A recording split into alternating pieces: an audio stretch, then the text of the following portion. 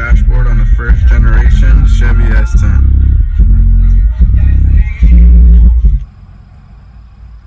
Since I will be replacing the whole dash, I will be detaching every detail that plays a part with the dash. I began with the glove compartment box as it only has 6 screws, 2 up top for the actual clip, and then 1 on each corner. 2 of those screws that hold the glove compartment box also hold the middle radio cover, which is here and here. The radio cover also has another hidden screw behind the ashtray. Once you pull out the ashtray, you'd be able to see that screw. Took the freedom and detached everything already. The radio has 2 screws, one on the left and on the right. I made sure to unplug all my cables just to not have anything in the way. I then proceeded to the cluster, in which I took off the 2 Phillips screws down bottom from the light module. There's also 2 clips in here, one up top, one down bottom. Did the same for the AC module. There's 2 Phillips screws down bottom, 2 clips, one here and one with this one. Also, there's 2 more clips in which you have to unscrew, which is this one right here and this one that's missing. And those clips are for these, which screw onto here. After that, you'd want to proceed and remove the nuts in which are holding on to the dash cluster cover. Right there. And up top right here. There's four nuts, size 10 millimeters if I'm not mistaken. Upon removing the cluster cover, you'd notice the same bolts holding onto the cluster cover, the same bolts holding onto the main cluster. So after that, you just remove the same little nuts that go along these little bolts attached to the dash. Right here and here, there's 4 of them. I kind of already disconnected it, so I don't think it's missing. And after disconnecting the cluster, you'd want to take a look at how tight your wire harness is. As you can tell right there, your wire harness is this one right here, as it usually doesn't have any play, as mine doesn't go more farther than that right there. To disconnect that,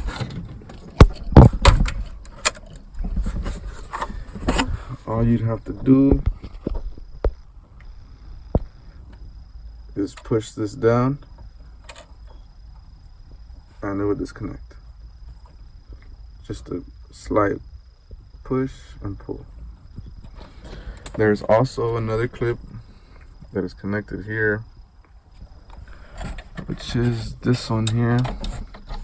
Kind of got caught in there, but there's another clip also connected in there, and it's screwed to the back next to the wire harness here. After removing those main components, it gets a tad tricky, as there is a couple things you have to disconnect. Just remember that you'd need a size 7 millimeter, maybe size 6 here and there, but mainly size 7 and a size 10. The size 10, there's only about 4 or 5 screws. And the size 7, they're just scattered. All the 10s and 7s scattered along the bottom. There's one right up above the actual handbrake. There's 2 almost right next to it. And those are the only 10s on the driver's side. On the passenger side,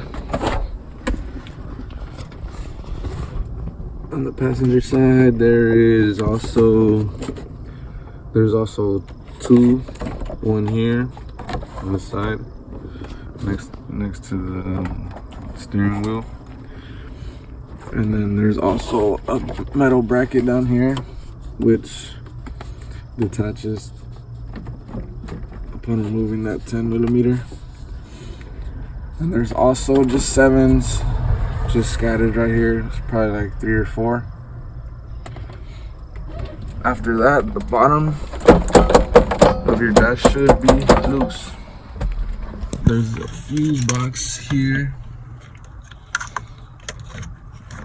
which attaches right here and bolts on with 2 7s. Little tedious fitting the socket in there. There's also a 7 which holds the actual handbrake, which I disconnected from the back.